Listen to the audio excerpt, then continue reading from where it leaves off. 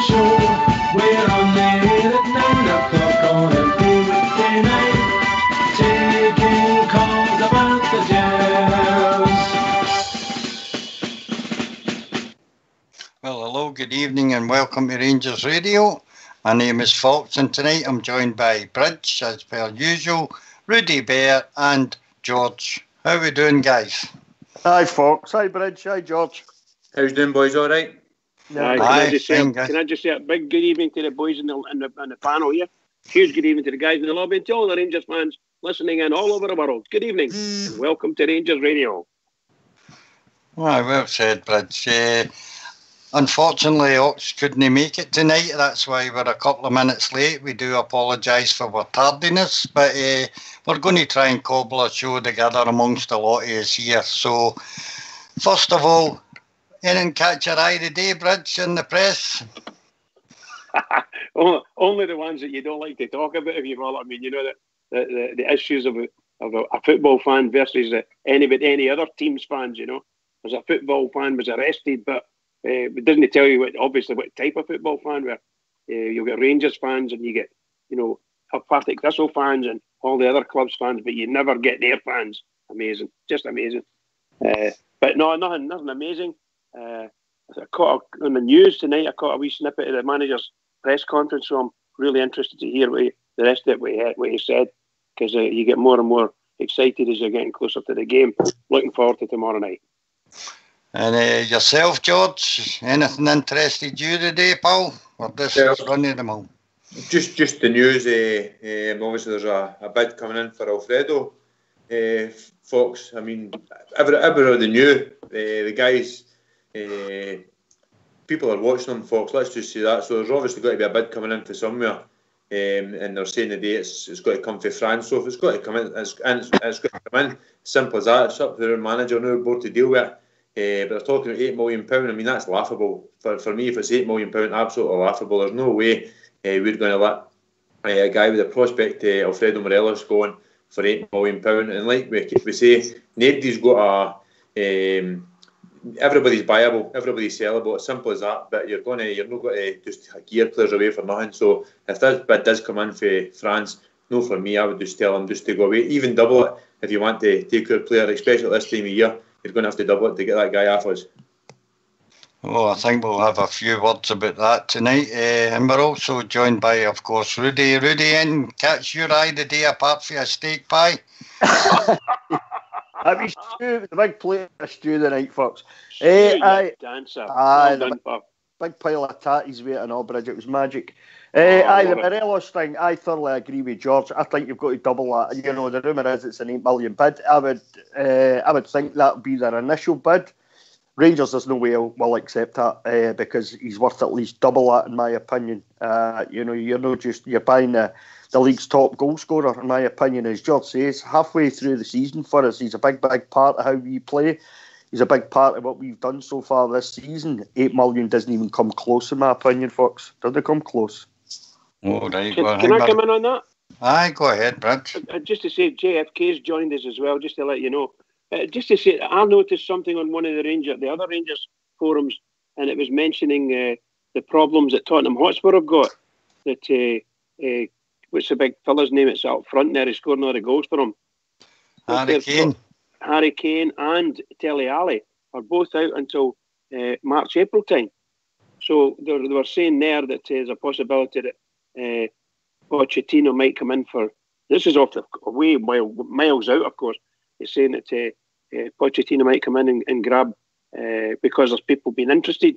Pochettino might come in for Morelos, but they were speaking about 12 million. So I'm just wondering. Of course, we don't know this. It's just somebody making it up. We just have no idea. But it's interesting to see that there's more bids. Allegedly, story about bids coming in. But I agree with everybody. I think they need to come up with a bit more than that. A lot more than that, should I say? A lot more.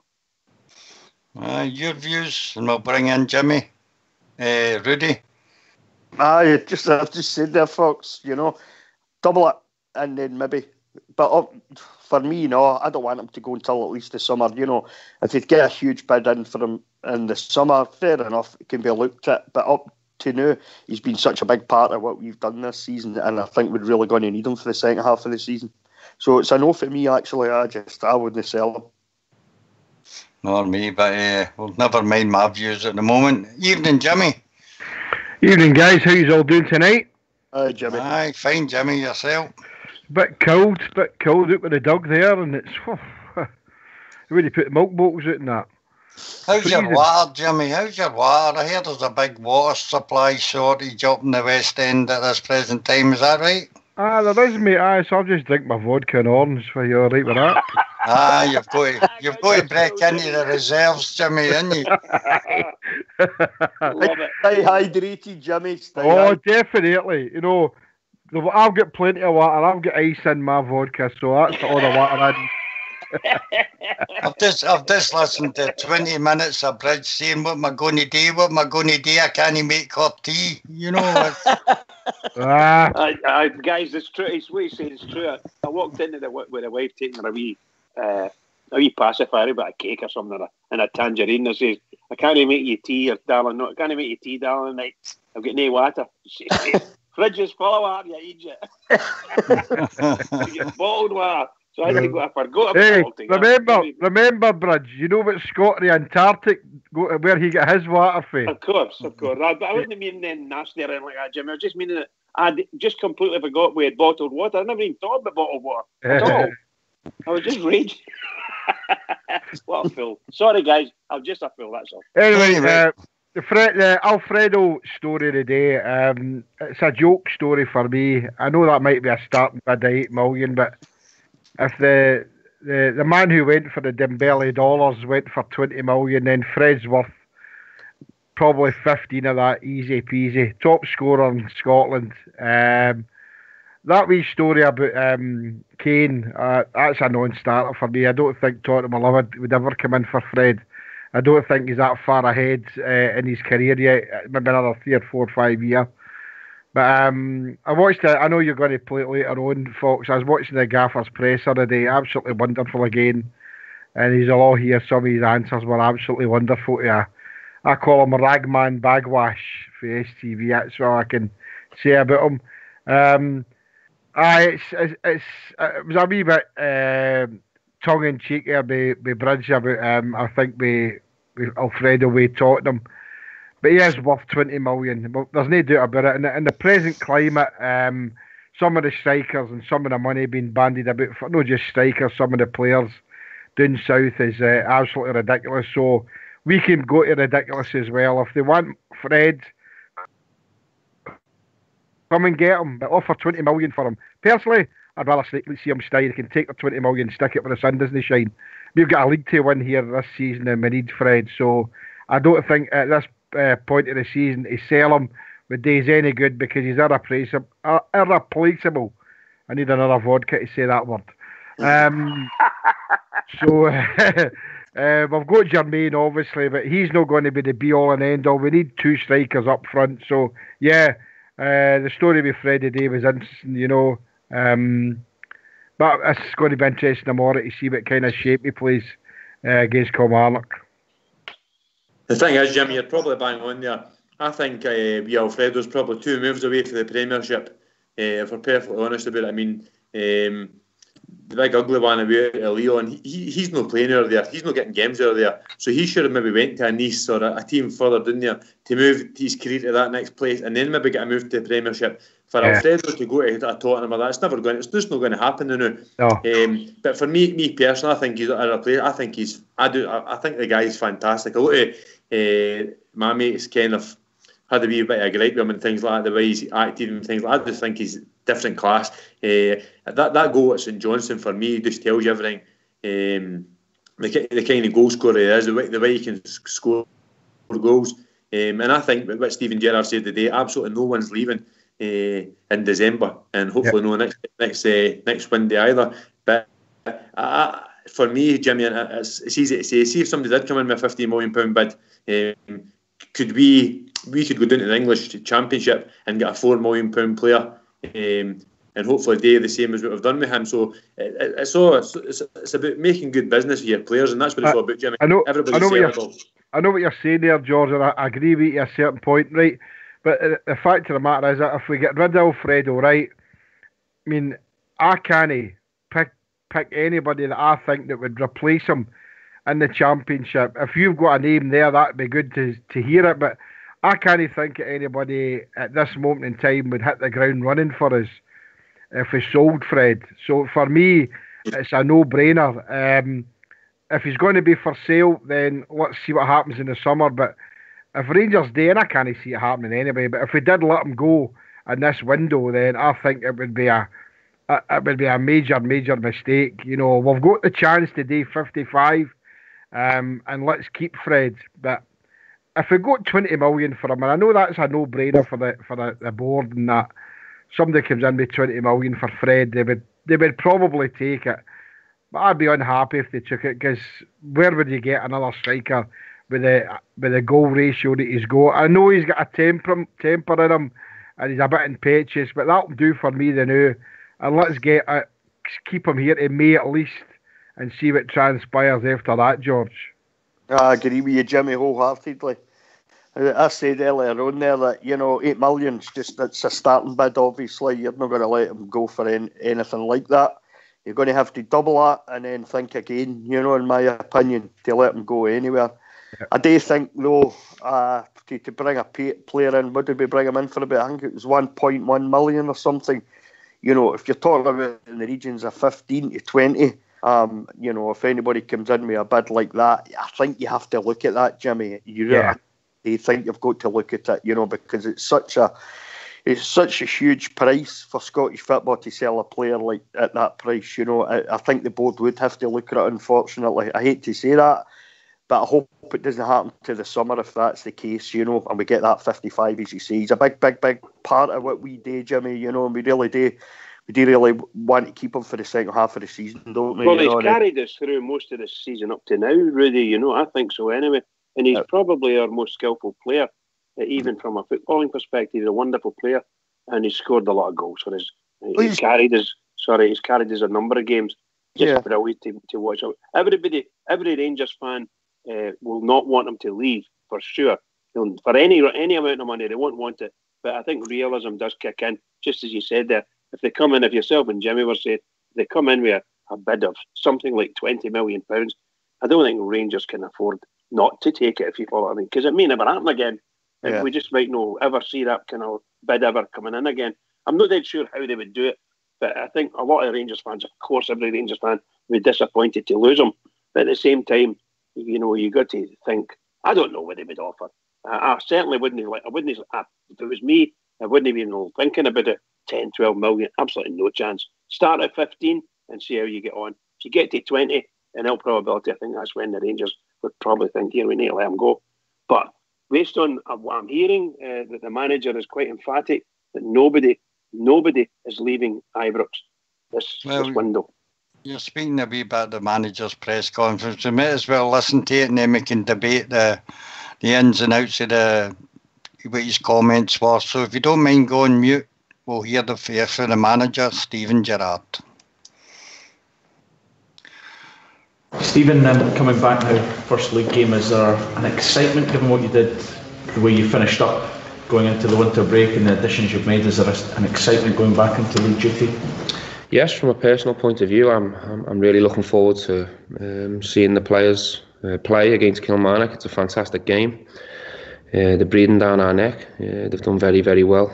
I think Steve Clarke's done an amazing job there. So from my point of view, I'm very excited and looking forward to seeing the team play. We should be full of confidence and belief after our last results. And, you know, we've put a lot of preparation in the last couple of weeks to get ready for tomorrow. Cowdenbeath wasn't helpful, getting called off, but it is what it is. We had to adapt and play two teams against Helsinki to prepare for tomorrow's game. And it's one we're really looking forward to. Is the biggest problem for you, or is it a good problem, the fact that you now have extra options and it's how you fit them in and who plays? Yeah, I mean, you can see quite clearly what we're trying to build here. We're trying to build a very competitive squad, a squad full of quality. We always knew that was going to take time,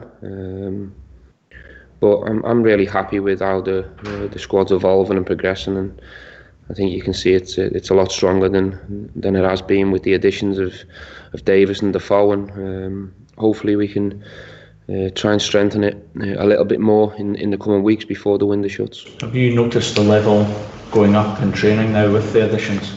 That was instant. I think adding a player of Davis's quality into the middle of midfield and bringing in a striker of Jermaine's class, we knew the quality was always going to go up. But what I would say is before they arrived, the team were doing ever so well, and the squad was competing at all levels. So it's down to them two now to come and show what they're worth and prove that them two signings are good ones. You mentioned Kilmarnock, and they are only a point behind. How good a test is this? I know you've won them in the League Cup already, but how good a test is this?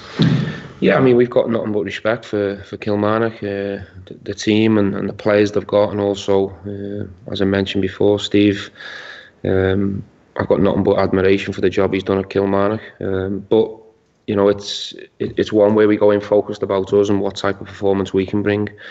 We're in good form. Obviously, the breaks come, but we're really looking forward to the test. A man who will be joining your team is Jordan Jones. How big a threat will he be against you if he plays? He'll always be a threat. He's a threat to anyone in the league because of his pace. He's very direct. He's capable of scoring a goal and assisting a goal. So we're well aware of Jordan. But where we stand right now, he's a Kilmarnock player, so he's the enemy, he's a rival, and that's the way we'll treat him. Do you think he'll be able to prove a point, maybe because he's the situation he's in? No, I don't think he's got anything to prove. But I think, from his point of view, he's got to prove to Kilmarnock that he's still focused and he's still going to do a job for them from now till the end of the season. In terms of us, nothing changes. We treat him as an opponent. We treat him with respect. If he's playing, we'll have to wait and see. But no, I think this game's more about Rangers v Kilmarnock rather than one individual. How's Borna Barisic? Fine. Has he been back in training since Sunday? We haven't trained, it was just a recovery day. Do you feel that just a short-term knock, that'll be? He's fine, nothing wrong with him. Okay. In terms of Defoe and Davis, would you expect them to play some part tomorrow and make their debuts for the club? Yes. In terms of the pitch, last time you were down there, obviously ended in the bad injury to Jamie. Is that a concern as you prepare for this game in terms of picking guys and thinking about their ability to play in surfaces like that? No, it's not something that we're worried about or concerned about, really. I've already gave my opinion in terms of plastic pitches at elite level of football, and they shouldn't be nowhere to be seen. But I can't change that in 24 hours. It is what it is. But I do know that every single manager at this level doesn't want plastic pitches, but we have to respect the fact that Kilmarnock have got one, and we have to go there and perform. We've been there and done it before. Of course, it cost us Jamie Murphy, which was a huge blow to us, but hopefully tomorrow both sets of players come through healthy after the game, because there's nothing worse than seeing any player suffer that type of injury, because it's the one injury in football that can be very dangerous. How's Connor Goldson? Is he in the squad? He won't be available tomorrow. He's not too far away, but he won't be available tomorrow.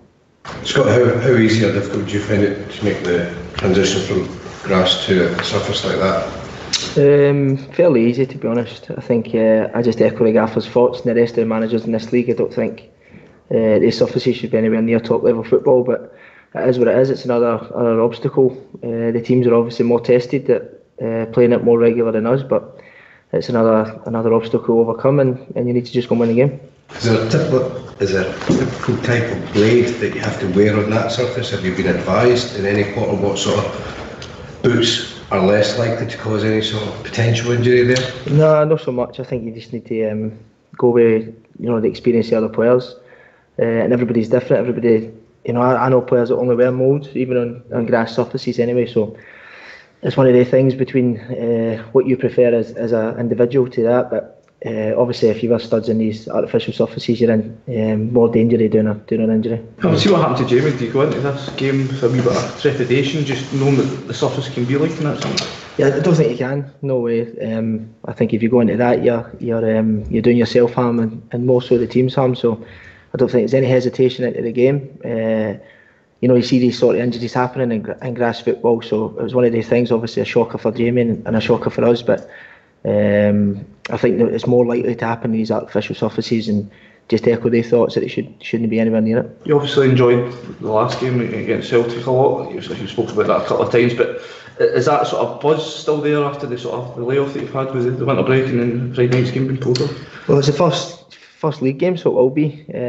I think obviously after a result like that, you move on fairly quickly. You remember it. You remember that feeling, and challenge that against the feeling we had at Parkhead in September. So there's obviously still a buzz there, but it's up to us to keep that buzz going, because there's no point in putting all that hard work in and then undoing it and tomorrow night. How much is Stephen stressed that the standard, the performance that you produced in that game, that has to be the sort of benchmark going forward? Well, it's been the same message since the 12th of June in our first game.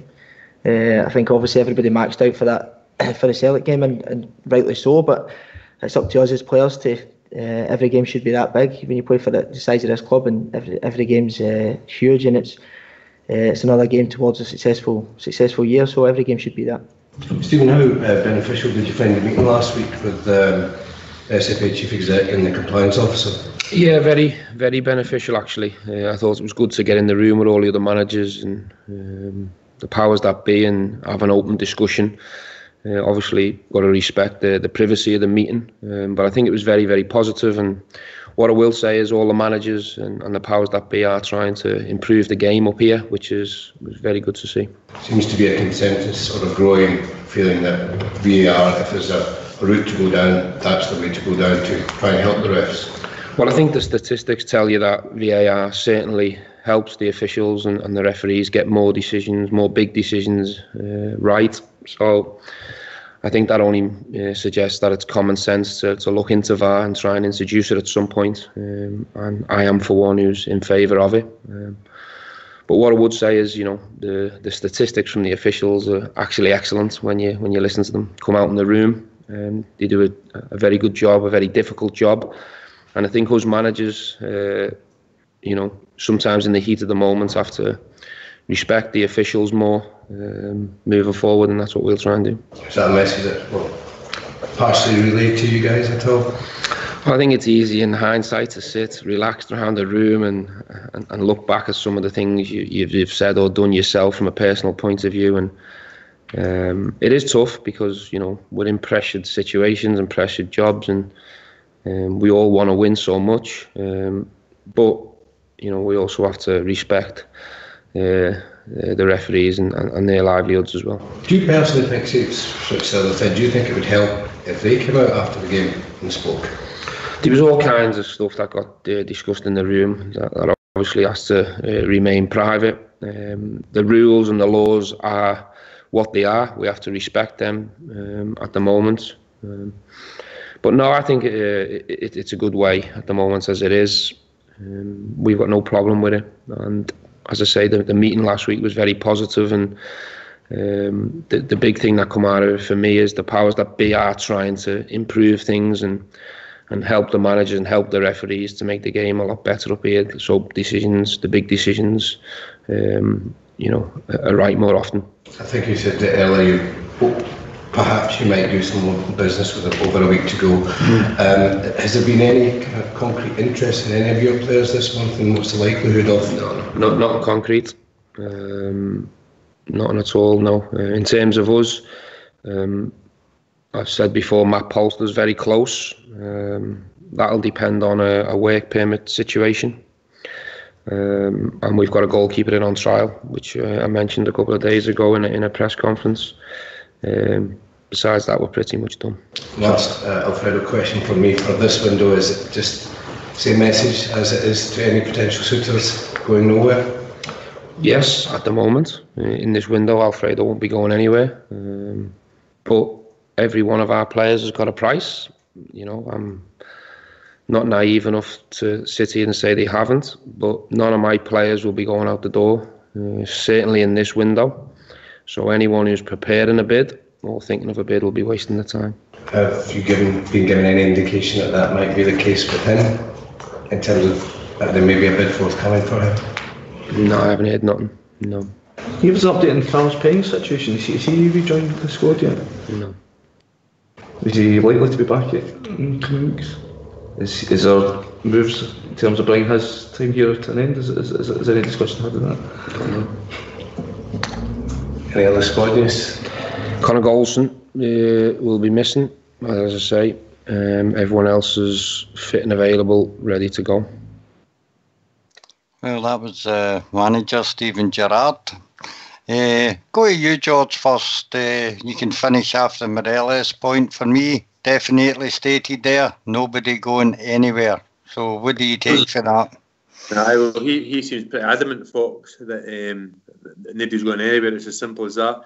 By the sounds, it would probably get his back up as well if they did go. But I think Steven Gerrard's clever enough to realise as well, Fox, if a crazy bid came in for any one of their players, and I'm not saying, 20 million, things like that is crazy mental bids, but I'm saying if being realistic about it, if a £15 million bid came in, how would Steven Gerrard feel about it? I think Steven Gerrard would be realistic about it as well and say, we've got this guy for £1 million, 1.25 million 18 months ago. He scored a barrel load of goals for us, won a few games for us.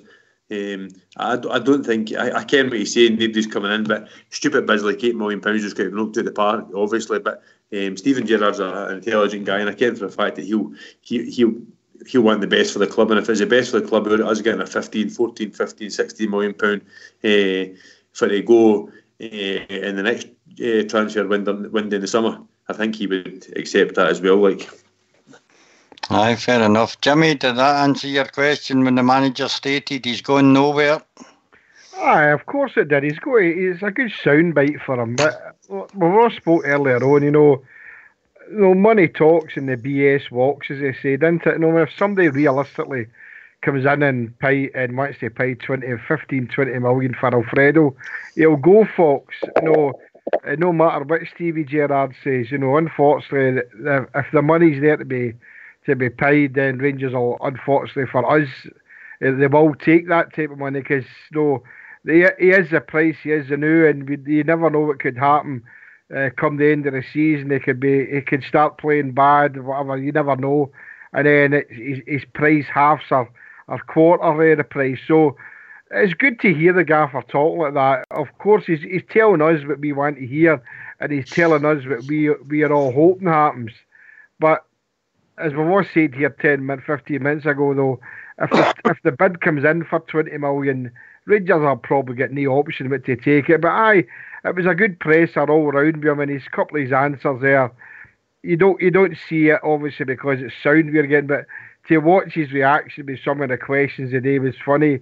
It was a nod, aye, no, aye, asking silly questions. Obviously there's a wee bit of underlying things happening with him and Barisic. What makes you say that, Jimmy? I don't know. I just his one line answers about is he injured? Is he no? He's no, and I don't know if he's just maybe been facetious, as they say, or is he just it's none of your business. I don't know.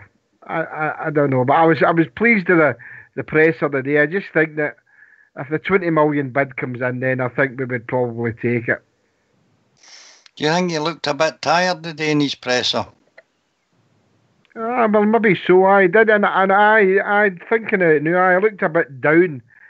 No, he's saying there he's no any concrete offer, nothing official. That kind of tells me that there is something in the background that there may be an offer that he's heard is coming in. So, these things can take right up to the last minute, as we all know. So we'll just need to wait and see. Can I come in and Foxy? Aye, on you go, pal. I was just going to say that based on what we're hearing and based on what the description that Jimmy was saying about how he looked, I actually think he just, shall we say, he just, I was going to say a nasty word there, but I think he holds the press in contempt for the way they think they're treating, particularly him and the Rangers players with the stupidity of their questions. I just think it's contempt. I don't think he's pissed off with him or anything. I just think he holds him in contempt. And when he hears similar questions every week from the same people every week, you just, what does it matter with these people, That's the way I feel about it anyway, I might be wrong. I mean, maybe I've read the chap totally wrong, but you listen to Tony's voice when some reporters come in and ask him questions, and it's just, I can't be bothered answering you, To be honest with you, these way probably wouldn't be, these reporters, if you could call them reporters, wouldn't be there, I'm like, so folks, I want to come in, is that alright, come in about the Barisic thing?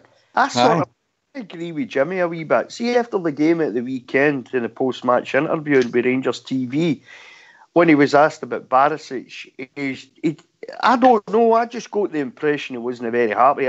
But you can go back to a statement he made a while back about Barisic and Grezda, and he basically said the two of them had to toughen up.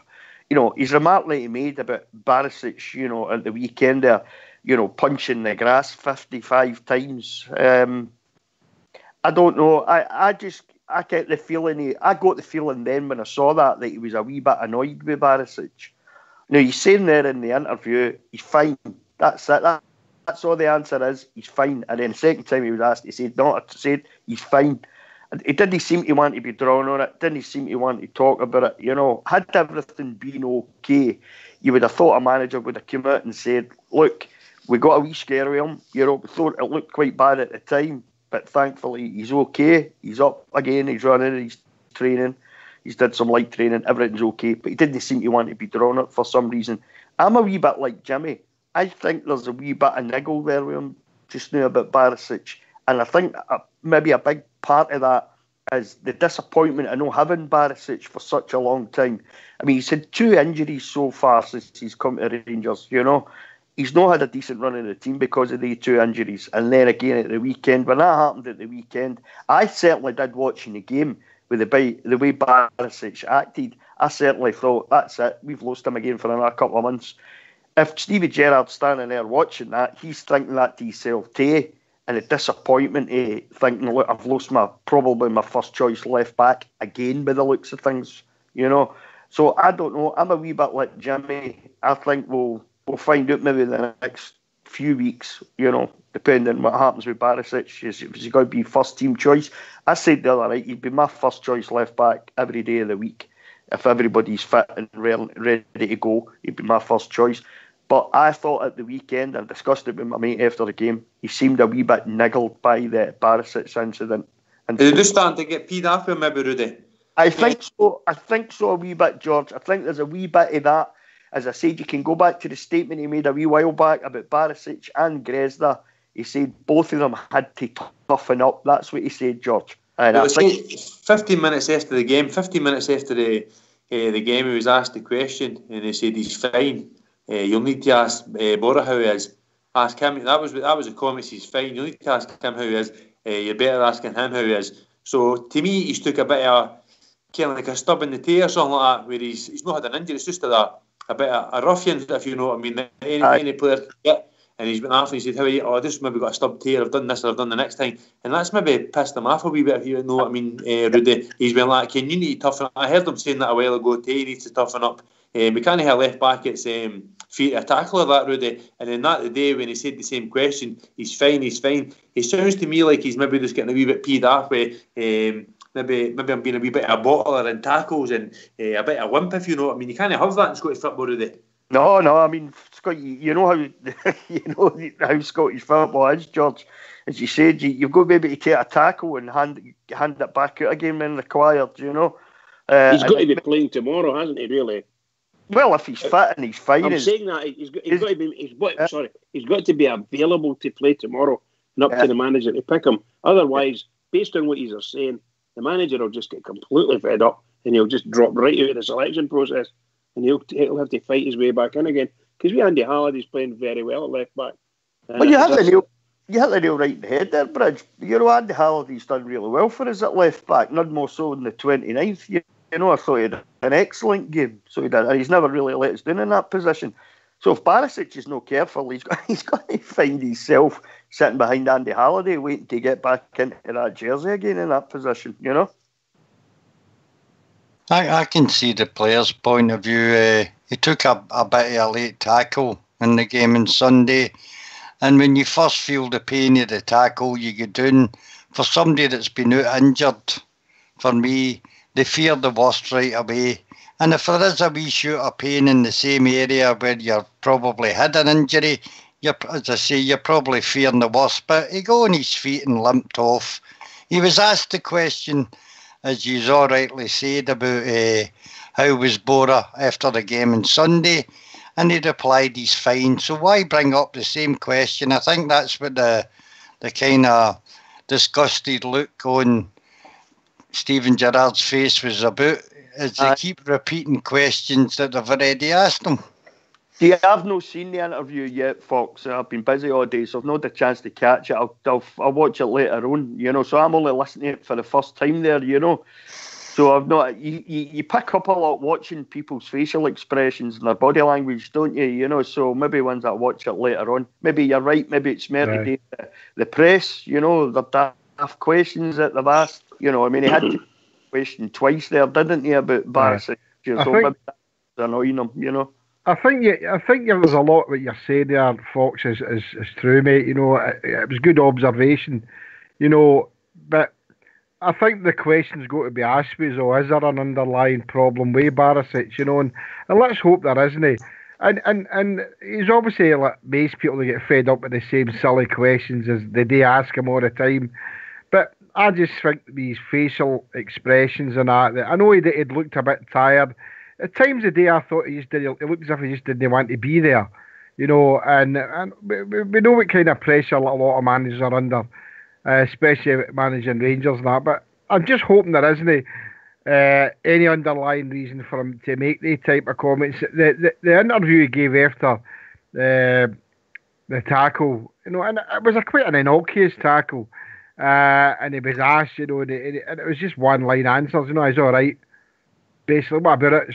So I'm hoping that you're right there, Fox, and it was only because he was fed up with the question being asked, because I think Barisic has got a great future at Ibrox, but I'm just hoping that he's not one of these players that we have had in the past, and we know what's happening. They got a burst toenail, they think they don't need to play.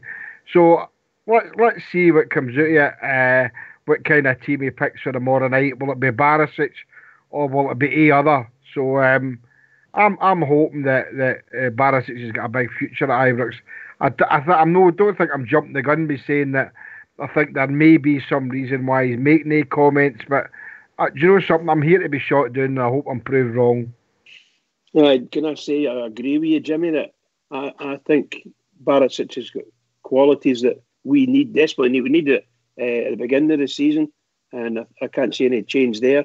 Andy Halliday's been a gallant, tremendous left back for us in his absence, particularly again on the 29th of December. And he played well in Sundays as well.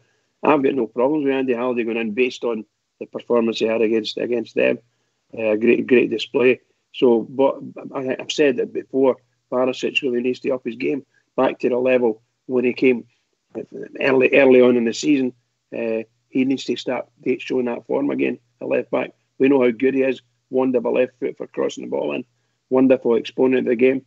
But he needs to get back to that form. And he has to get back very quickly, because if indeed it was antics, then there's nothing wrong with him. So he's went down, and I saw him going down, and all the guys running about me were all saying, "Oh my God, that's a sin." There he's away again. It's probably his hamstring again, or worse to that effect. And none of them said, "Oh, he's nothing wrong with him." They all said, "Oh, it's probably his hamstring again." I didn't see him getting fouled, so maybe I'm wrong. It may have been a different part of the ground. So if anybody's said that they saw him getting fouled, then that's a different thing. But I just thought he went down, banged the ground, and we thought, that's it, he's gone. But I'm surprised to hear no long afterwards that the manager had said, no, he's okay, or worse to that effect. So I'm delighted for Barisic, but he needs to stop it. If it's him doing this and it's some sort of antics he's coming away with, he's got to stop it, because the manager will get fed up very quickly with him. Does any of you think there's a problem with the likes of Barisic and Grezda? The sudden move for playing in the country they were playing to the training regime at Ibrox, where it stepped up I'd say it was a lot heavier, the training under Steven Gerrard, than probably they were used to before they came here. Both of them one's recovering from injury, one's had a few injuries since he came here, but both of them show signs that they can play a wee bit. Do you think Scottish football doesn't suit them? Does anybody think that? It could be a wee statement that he made a wee while back about both players, Fox, Barisic and Grezda, having to toughen up a wee bit. There may be no, how could I put it, there may be no, it's just in the industrial style football we have here in Scotland, European football, or, continental football's a wee bit slicker, isn't it? I don't know, I haven't seen many teams that play the way some of the teams play and the tackles that go on here. I haven't seen much of that for European teams, anything that I've ever watched. So it could be they're not that used to it, and it's going to take them a wee bit to get used to it. I think it was Boswell last week made the point, at the signings that's come in so far, really, Barisic and Grezda really have to pull their socks up now and show us why they're here and get on with it. And I couldn't have agreed more, really, with Boswell when he made that statement. I think that's the case as well, because these are two players that were spent money on. They're no loans. We brought them in. We bought them in because we wanted them to come here. I thought Barisic, when we played against them, I thought he was their best player, to be honest. I thought he was excellent in the games against us in the European qualifiers. So for us to obviously go there and think, right, this player's worth bringing in, he's worth paying some money for, and we have done that. So far we've had very little out of him. We can see there's a player there without a shadow of a doubt, Fox. There's Barisic as a player. He's an absolute wand of a left foot. He's athletic, he's strong, he's big. He gets up and down that side of the park quickly. But we need to get a consistent run of games out of the boy, and he's got to show us that he's worthwhile being in that. He's worthwhile being in that jersey, so he's in that position, and he's only going to do that with a consistent run of games. And maybe that's tells you everything you need to know. When a few weeks back there, the manager says that both of them had to toughen up. Maybe they're having problems with the Scottish game being so industrial. Yeah, you think maybe that we expected too much of them guys, because we were on a crest of a wave there. The European journey was going great, and we brought these two guys in, and maybe we expected too much of them. And your comments are fantastic, Rudy. You're right. Maybe we expected too much of them. We thought that these would be a couple of additions to our squad that would they certainly will enhance the squad, and they certainly have to an extent. But we maybe thought that it would be like a quick fix, and the fact is that they would really make his motor on. And I'm willing to give the two guys the benefit of the doubt and see what happens come next season.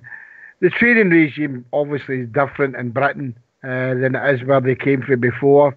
But I heard Stevie Gerrard say that the Cowdenbeath game, it was unfortunate it was called off, but he gave the players a hard training session on Saturday, an extreme training session.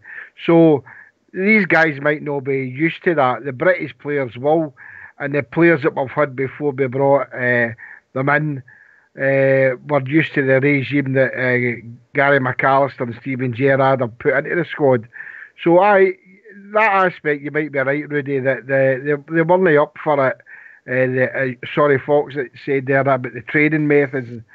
It's maybe been a bit of an eye-opener for them, but as I say, give them the benefit of the doubt, and let's hope that they manage to fall into line, as they say, and come the start of next season. Well, hopefully before next season. We want to see them perform to be part of the 55 for the end of this season. So, we'll see what comes out of that regarding fitness levels, especially for Grezda. I think myself and everybody else thought, though, Grezda's going to be a player for us, and I still think that's going to happen. I would love Jimmy, and just following on from your saying it. Oh, sorry, Foxy, I do apologise. Well, I was going to ask poor George there, who's sitting in the corner there. No, you're all right, Fox. I was just going to say, we've got to remember, I mean, I didn't realise that these guys are only I think Gresner's 22. I think he's 22, I'm sure he is. Barisic is 24. And we're talking about Katic as well, for example. We've got him this year. I think he's 21. They're all young laddies. They're coming to a foreign country as well, Fox. I think, if that was Scottish laddies we were signing or something, you'd give them a chance to settle into the team and you'd give them that wee extra bit of leeway and things like that. I think in a few games, I think Barisic just looks like a quality player. If we can get him fit, I do think he looks like a quality player. And I think that Gresner in the Motherwell game and a couple of other games, you look like a bit of a player as well. So if we can get these guys a wee bit of time to settle into the team and find their game in Scottish football, and remember they're coming to a foreign country to play for the first time, same with Katic, I think we'll be have players on their hand. For the 3 guys who spent maybe £4 or £5 million on the 3 guys alone, so I think we've got to give them time to settle into Scottish football, and I think they will, to be honest, Fox, I really do. Fair enough. Barisic isn't a young boy, mate. He's 26-year-old. He's a seasoned professional. Was he 26? I thought he was 24. He's 26, mate. Maybe as Steven Gerrard said, mate, he just needs to toughen up, and maybe that goes for the 3 of them. Although I don't think Katic falls into that bracket. I think Katic doesn't hold back when he gets into tackle, so he's not afraid of a wee bit of booting and God knows what else and rough play, so I think he's okay. The other thing that they brought up at the press conference was Jordan Jones, and for me all the press are doing, we spoke about it a wee bit last night, is heaping pressure on this young boy before we play Kilmarnock. I think it's out of order. I think the press should be playing this down rather than bringing it up. He's a young man caught in a kind of awkward position where he signed a pre-contract for Rangers. Everybody knows about it. But I think the press could make up, stop making up stories about the boy and let him just carry on playing football for Kilmarnock. I think the extra pressure will tell on the boy, and if he has a bad game, we all know what's coming. It'll be that he never tried against the Rangers, and I think the pressure on the boy is horrific at this present time. Pridge, what do you think? Yeah, there's no doubt about it. I think our manager has tried in his own way to try to diffuse the situation with Jordan Jones, and he's emphasised the fact he's a Kilmarnock player, and I like the way he used the words he used with he's the enemy, he's an opponent, come tomorrow. So that's probably the correct way to do it. A wee bit of light-heartedness, but I agree with you 100%, Fox. They're just shit stirring. Excuse their language, but that's what they're doing. They're in there to cause a bit of trouble by mentioning it. There's no need to mention it. Everybody knows he's signed for Rangers, and that's it. He's coming to Rangers in the summertime. Nothing else for it. The man's going to play. If the Kilmarnock manager wants to come out and talk a lot of crap about it, then fine. If anybody else wants to come out and talk a lot of crap about it, that's good. It doesn't need to be mentioned at a Rangers press conference. It has nothing to do with Rangers at all, in my opinion. Rudy, any comment on that? Well, look, see, the thing is, Fox, they already asked Steven Gerrard about that last week, and he gave them the same answer again the day. You think, why? Why do you have to ask the same question? You asked the same question last week. He gave you an answer, and you're picking at the scab again the day. You saw the social media stuff. You saw the absolute pelters being taken off. Not just Kelly fans, but fans of all clubs, especially them across the other side of the city. The boys been taking absolute pelters on social media, and yet the media still persist with this. Had he been gone to Celtic, you wouldn't have heard 2 words about it, Fox. No, 2 words. It's because he's coming to Rangers in the summer. The boys, as you say, is in an awkward situation. Stevie Clarke has said that he still trusts him and expects him to focus and do the job that he's supposed to do for Kilmarnock. And I'm sure the boy will. I don't think in any way the boy will slack off between now and the end of the season. But they're picking at this scab again. Now, it wouldn't surprise me if come next week he gets asked the same stupid question about Jordan Jones again. It's like they can't just let it lie. They're looking for a big headline. They're looking for something stupid to say in their papers and on their programmes. and they're hoping that Steven Gerrard will give them that. Well, he's too wise. He won't. He's dealt with the media since he was a boy. He's dealt with the media, and a better class of media than we have up in this country. A better class of media. So he's no stupid enough to give them a headline. But that's what they're trying to get with this boy, Jordan Jones. I would have a bet with every one of these before the cup game. They'll get asked the exact same two questions. Jordan Jones, and what about the pitch? Aye. How many times we've played them already, mate? Beat them in I think it was a League Cup, wasn't it? Same questions then, same questions now. Do they think that if they keep asking the question, they're going to get a different answer out the manager? I don't think so. What do you think, George? I think it's crazy asking the questions, and that's maybe why Steven Gerrard looks a bit pissed off in these interviews and that as well, folks. But going back to the Jordan Jones one, I think I don't think he can play the Mora, folks. I really don't think he can. If he scores against us, the Mora, he's not going to go doing well with the Rangers fans. Again, he's a Kilmarnock fan now, but he's staying with Rangers. If he plays bad against us, the Mora, he's not going to go doing. So what he should probably let him do is just sit on the bench, the Mora. If he wants to use him for the rest of the season, sit him on the bench, the Mora, and just use him for the rest of the season. I don't think the guy can play against us, the Mora, because if he puts a couple of crosses into the box and they're going out of the crossbar, he's got to get pelters for the rest of the season if he scores. So I think the best thing, if Steve Clarke wants him to play for Kilmarnock the way he's been playing for the rest of the season for them, I think he'll just need to see at the end of the day, let's just miss out this one game. It's one game. And he's already got his back up about the fact that boy's away to Aberdeen.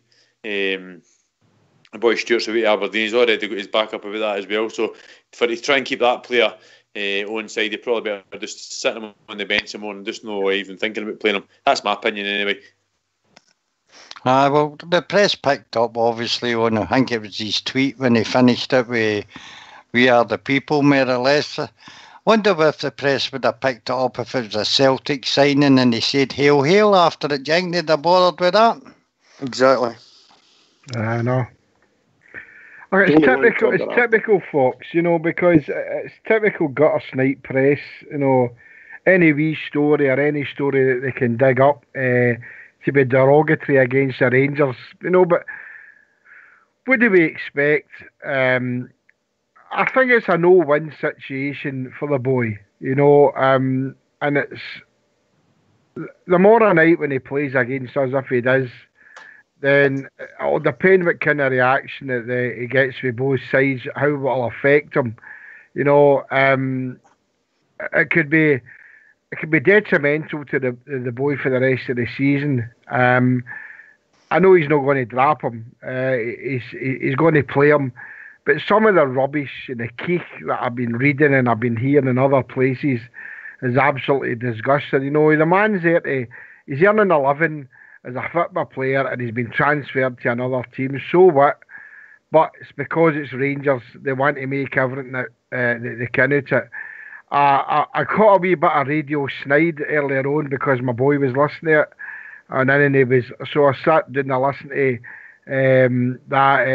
no Mark Gidwey, that other newspaper guy. He was sitting with the guy that calls himself a Rangers legend. Can't even say his name. And they were derogatory. Who was it was on, George? Roger Hanna. Roger Hanna, that's who it was. I don't know if you heard it, George, because I know I've heard you on it a couple of times, but they've not got a good thing to say about the boy and around about why, because he's signed for Rangers. But it's all right for Lewis Morgan to go and maybe sign for the Shaggers and different things like that, and I just think it disgusting what they've done. So what? The boy put "We are the people" because we are the people anyway. We all know that. Aye, it wasn't a lie, Jimmy, was it? No, of course it wasn't a lie, Fox. So what was wrong with that? That's what pees me off. What was wrong with him saying it? So he said it. Let him go on with it. Christ almighty, it happens all over Britain. Players sign pre-contracts. But again, because it's Rangers, they want to make a big story. Again, because it's a plastic pitch, they want to make a big story. The question to Scott Arfield today was laughable again for Ragman Bagwash. You know what I mean? That how do you think the plastic pitch will affect you? And he says it exactly. It is what it is. You go on with it. He asked a stupid question about studs trying to get some sort of reaction for Scott Arfield. Well done to Scott Arfield, well done to Steven Gerrard. They answered the questions impeccably, and all they want to do is drag up dirt with the Rangers. Well, it'll no happen. If the boy plays tomorrow, it'll be interesting to see the reaction for the Gers fans that are there, and I think he'll get a good reaction. And the other side, obviously, because they're playing us, they will boo the boy as much as they can. Absolutely disgusting. You know, I can't disagree with you, Jimmy. I also think that that we've had two major players for us injured on the Kilmarnock pitch. So we had Murphy just at the beginning of the year, beginning of the season, or tail end of last season, whatever. And we had before him, we had Waghorn. So that's two major players for us, going on, have both been injured. And we claimed, Rangers said it was the pitch. And it's one of the reasons why we say, as a club, they shouldn't be in the league. And the young lad for us today there said that to the press, we shouldn't be at any of these pitches in our top league. It's just not right. And then he went on to ask him about what kind of studs he's going to. I mean, just a load of crap. Just a load of crap. Okay, we're just about to go for a tune, but if anybody would like to join us after the tune, the number is 0141 356 1972, or you can join us on Skype at rangersradio.online. So if you guys don't mind going on mute.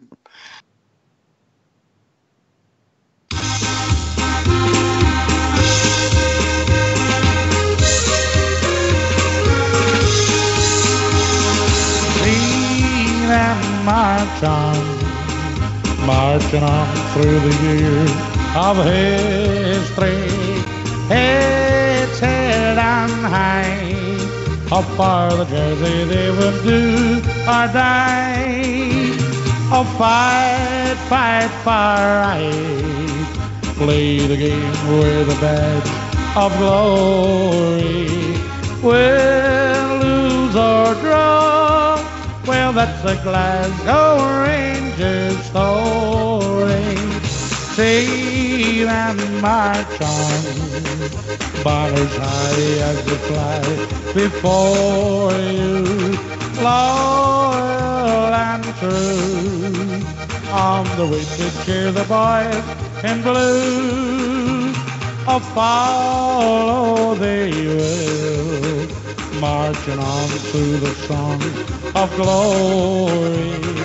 We'll lose or draw, well, that's a Glasgow Rangers story.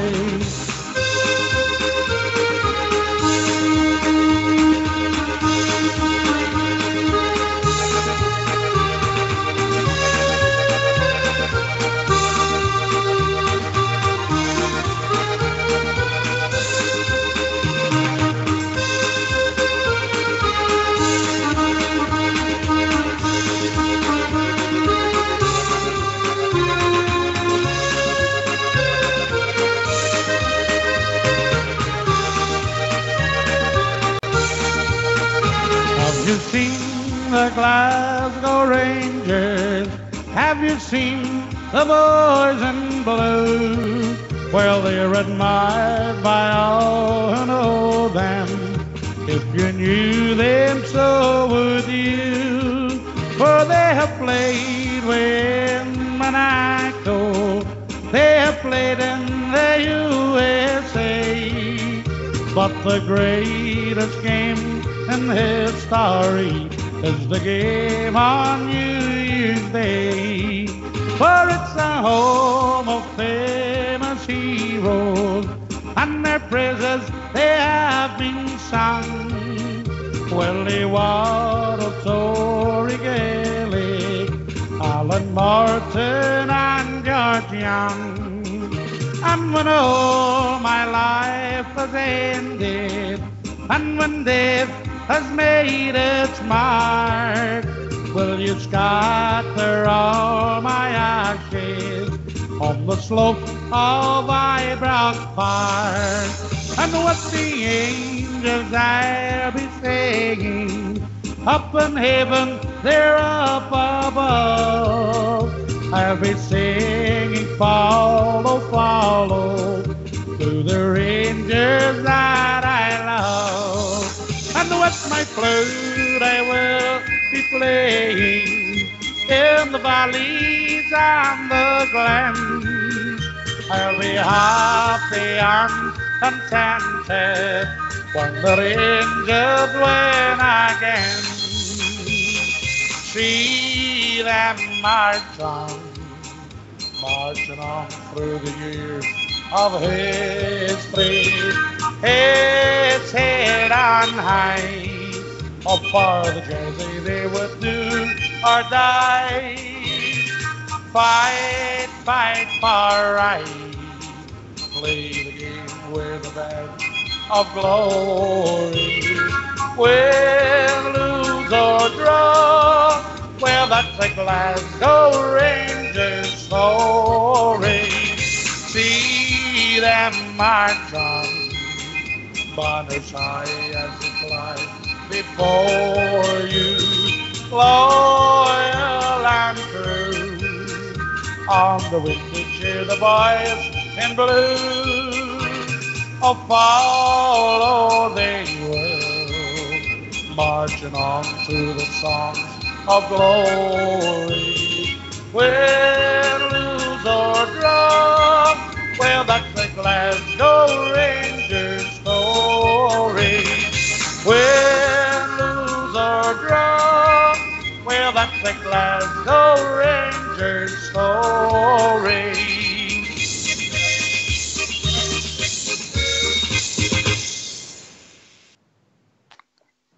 Well, we're back. You all back, guys? Yeah. Oh, well done. What a tune. It's great to have a good Rangers song in it. Love it. Fabulous. Just Definitely, fabulous. Well done, definitely. Foxy. Well done. Anyway, Sorry, another. I've Sorry, got go a on. nice video there. I think Old School's got his video on, got his camera on. Amazing. We better not tell the listeners what he's watching, but never mind, move on. There he's there. Let's go, yeah. Should get an X certificate with that photo. What a shocker.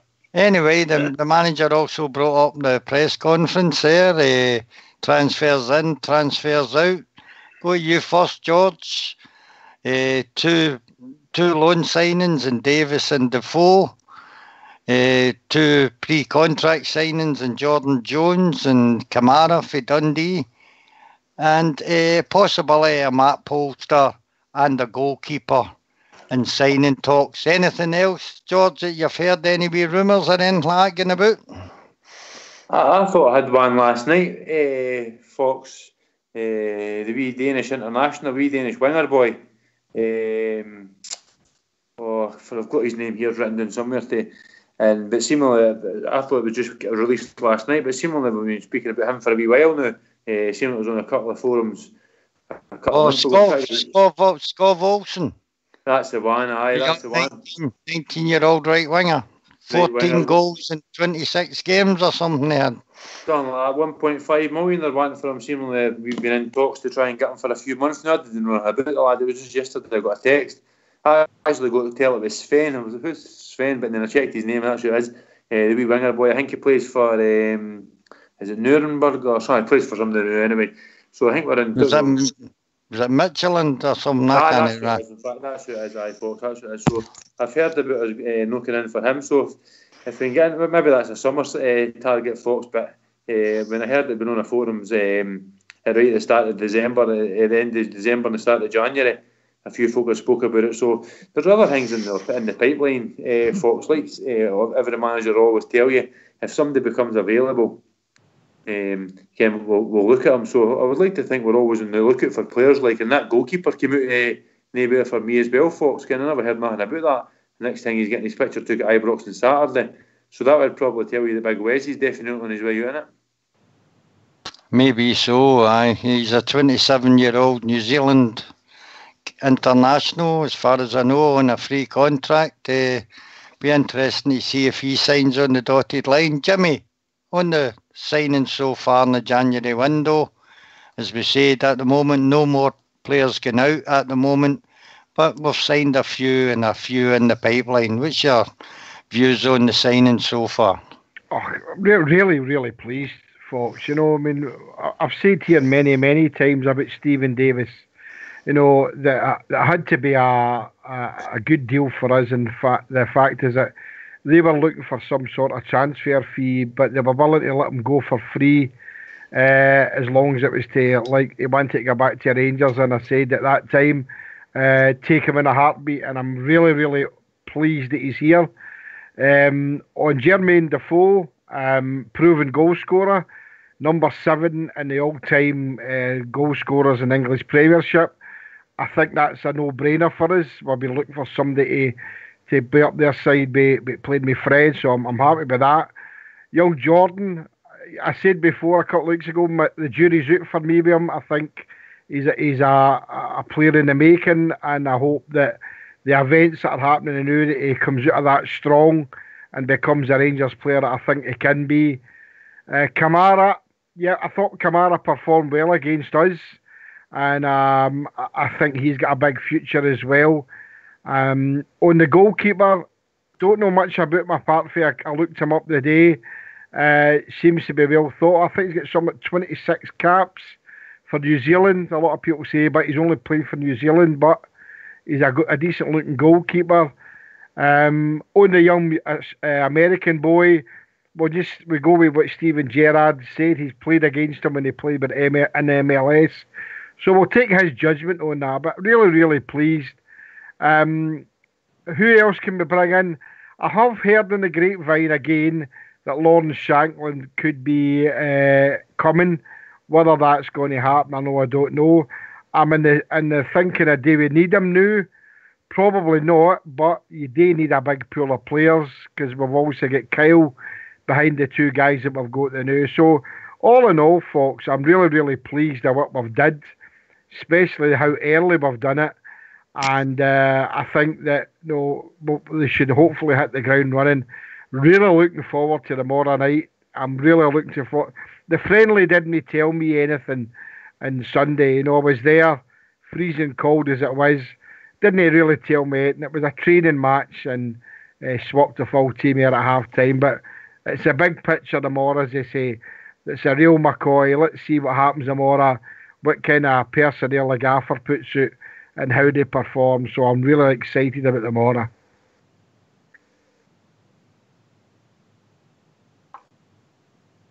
Yeah, I have to agree with you there, Jimmy. I think what you're saying is absolutely spot on. I'm really looking forward to tomorrow. It will show us, obviously depends who the manager picks, but I would imagine, and I think I said this earlier, he's going to stay as close to what he can get, as close to the team from the 29th when we played them. I would imagine he's going to keep it as close to that as possible. And I don't think he'll play Defoe. I still don't think he'll play Davis, but based on the way, I still didn't think, he would have played Davis, but based on the way he spoke about him in his interview there at the press conference, I got a sneaking suspicion Davis is going to fit in there. Maybe he might move the young McCrory out and let Davis in. He's got a lot of quality, Davis, there's no doubt about it. Whether he's 100% match fit and things like that is a different thing. But I hope he is. I hope if the manager plays him, he gets the time in he needs to get a stretch into his legs and get the timing properties right particularly for this league we're in, because sometimes it's quite cheating, as you know that. But a look at him on Saturday, it was only 1 for a half, and he was wonderful, brilliant passes. I think in an interview there, Bridgeman, that Davis and Defoe would get a shot. Yeah, I don't know if he will play Defoe from the start. I'm talking about from the start. I think Defoe will most assuredly get game time. Whether he's going to let him on the plastic pitch straight away, I don't know. I don't know if he would take that chance, even with Davis as well. I thought he would leave him, bring him on the second half. But by the sound of things, he likes Davis. he sees he's a great player. So we'll see what happens. But I'm quite happy. You know how I feel about Davis coming back. He's back here. He's with us. Defoe's with us. We need to go and just prove the manager how he rates them, and they prove themselves to the manager and do the business. I don't know about Barisic, if he's fit enough to go back, but after his injury, if he is fit, then I'm sorry, I would have to put him in before Andy Halliday, but maybe because of the injuries, his what do you call it, his hamstring. He might think, no chance him on that pitch either. I just don't know, because we've got 2 games on these funny pitches. So you've got Kilmarnock and then Livingston. So it's going to be quite tough for the manager's choices. But he's got to do it. They're supposed to be top players. So somewhere along he's going to do it. But closest to the Celtic match, that's a team I would have on. I'd like to go back to your question there, Fox, about the signings in the January window. I think January is always a tricky signing window. I think it's no easy to bring quality players in the January signing window, I don't think, because, you know, if you're talking about players who can't particularly get into a squad, not even a first 11 or a team, you know, a team's bench. If you're talking about players that can't get into a squad, are you really looking to bring up the Ibrox? I think Mark Allen and Steven Gerrard, though, have played a blinder, to be honest with you. Stephen Davis, up on loan 6 months, end of the season, and then we sign him. Simple as that, because he's absolute quality. To bring Jermaine Defoe in an 18-month loan, papers were doing their damnedest to try and make that sound negative. I don't know how... I don't know I see any negativity about that whatsoever. For me, Glenn Kamara, really like Glenn Kamara. He's often, when I've watched Dundee play, which is usually against us, he's quite, you know, he's been their best player. He's a big, strong, tough tackling midfielder with a bit of skill. He's certainly one for us for next season, without a shadow of a doubt. I'm a bit like Jimmy, though, with Jordan Jones. A possibility is your boy's a Rangers supporter. He's a bear. He's one of us. The boy could come in and absolutely hit the ground running next season, you know, and shows what he's made it. I hope he does. But I've made it obvious on this show every time this subject comes up. If there's a choice for me between Ryan Kent and Jordan Jones, it's Ryan Kent all day long for me. And if there's any way, by come the end of the season, that we can maybe get him back in again, Ryan Kent in another year's loan, I would jump at the chance if it was. You know, if we could get that, pull that off. But as far as the January transfer window goes, I'm well delighted, absolutely delighted with it. Well, I'll be honest with you. I was expecting 1, maybe 2 transfers in this window. Does any of you think that the Rafter signings, we've got 2 in pre-contract, 2 other players in negotiation, as I said, we've already got Davis and Defoe. Any chance this could cause any unrest in the squad? There'll be a lot of people looking and saying, how secure is my position in this team?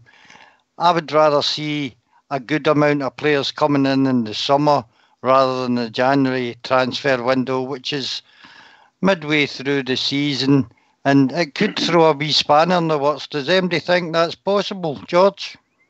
I don't think so, Fox. I think you've got to believe in your own ability. My honest opinion, I can't know what you think about Tavernier. I think Tavernier's had it easy because he's not had a right back there chasing him.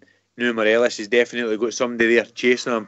Our midfield will have a solid midfield with Steve Davis coming in there. Steve Davis can play, like you heard Steven Gerrard saying, he can play as a 6, an 8 or a 10. So that's 3 positions. That's a good utility guy. So I think if our guys that are already in the squad believe in their own ability, I don't see how that can be a problem. I think they can always only see be improvements. For example, take Ryan Jack. If Ryan Jack turned around and he said, well, I've got Stephen Davis coming in here, my place, he'll need to up his game. And I'm not saying Ryan Jack's been poor or nothing like that, Fox. I think he'll just going to have to up his game.